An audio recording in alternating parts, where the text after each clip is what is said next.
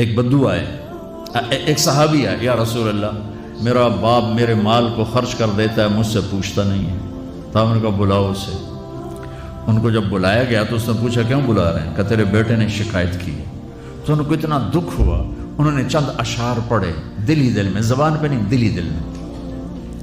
اور مجلس میں آ گئے۔ جب پہنچے دربار رسالت تو جبریل آئے ہوئے، یا رسول اللہ اللہ تعالیٰ کہہ رہے ہیں اس کا مسئلہ بعد میں سنیں، اس سے کہیں وہ شعر سنا جو تو نے بیٹے کے گلے میں کہے ہیں، اور اب تیری زبان سے ادا نہیں ہوئے پر تیرے اللہ نے سنے۔ تو آپ نے اس سے فرمایا اچھا بھائی تیری گل تو میں بعد سنوں گا، تو پہلے وہ میں نے شعر سنا۔ انہوں نے کہا اشہد انک رسول اللہ، میں گواہی دیتا ہوں آپ اللہ کے رسول ہیں۔ یا رسول اللہ میں نے دکھ میں چند اشعار زبان سے نہیں دل ہی دل میں دہرائے تھے، اور آپ کے رب نے عرشوں پہ سنا، واقعی آپ کا رب بھی سچا اور آپ بھی سچے۔ آپ نے کہا کیا کہا تھا؟ کہا میرے بیٹے جس دن تو پیدا ہوا ہم نے اس دن اپنی ذات کے لیے جینا چھوڑ دیا، ہم نے تیرے لیے زندگی کا سفر شروع کیا، تجھے ٹھنڈی چھاؤں میں بٹھانے کے لیے گرم ہواؤں سے لڑا، تمہیں ٹھنڈی ہواؤں سے بچانے کے لیے برفانی راتوں میں کام کیا، تیری ایک مسکراہٹ دیکھنے کے لیے ساری ساری رات تڑپا، ساری ساری رات اپنے آپ کو کوہلو کے بیل کی طرح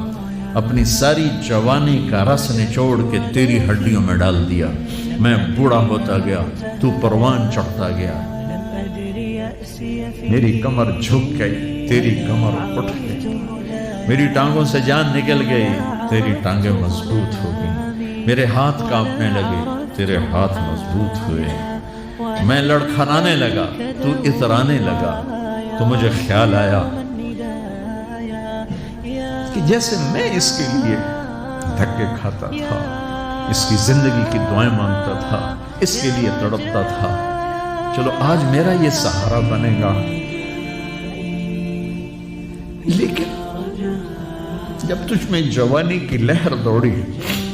اور مجھے بڑھاپے نے کھا لیا، جب جوانی میں تجھ میں رنگ بھرا اور بڑھاپے نے میرے رنگ چھین لیے، جب جوانی نے تجھے سیدھا کیا، بڑھاپے نے مجھے ٹیڑھا کر دیا، کمر جھکا دی، تو ایک دم تو مجھے ایسے گھور کے دیکھنے لگا، تیری آنکھیں ماتھے پہ چڑھ گئیں اور تو مجھے یوں دیکھنے لگا جیسے میں نوکر ہوں، تو باپ، تو مالک۔ تو میں نے اپنی 30 سالہ زندگی کو جھٹلا دیا کہ ہاں ہاں میں باپ نہیں ہوں، میں نوکر ہوں، یہ میرا سردار ہے، اگر یہ بیٹا ہوتا تو یوں تو نہ کرتا۔ اس نے میری راتوں کے تڑپنے کو بھلایا، میرے گرمی سردی سے لڑنے کو بھلایا، کولو کے بیل کی طرف میرے چکر کاٹنے کو بھلایا، اپنی خوشیوں کو دفن کر دیا اپنے سینے میں، قبرستان بنا دیا اپنے سینے کو، اپنی خواہشات کا اور اپنی خوشیوں کا، اور آج تو مجھ سے ایسے بات کرتا ہے جیسے میں نوکر ہوں اور تو میرا آقا ہے۔ اچھا میرے بیٹے میں نوکر سہی، تو سب، پر میں تیرا پڑوسی تو بندہ پڑوسی سے پوچھ ہی لیتا ہے کیا حال ہے، کوئی ضرورت تو نہیں، اتنا ہی پوچھ لیتے۔ دیکھو میں آج رو رہا ہوں،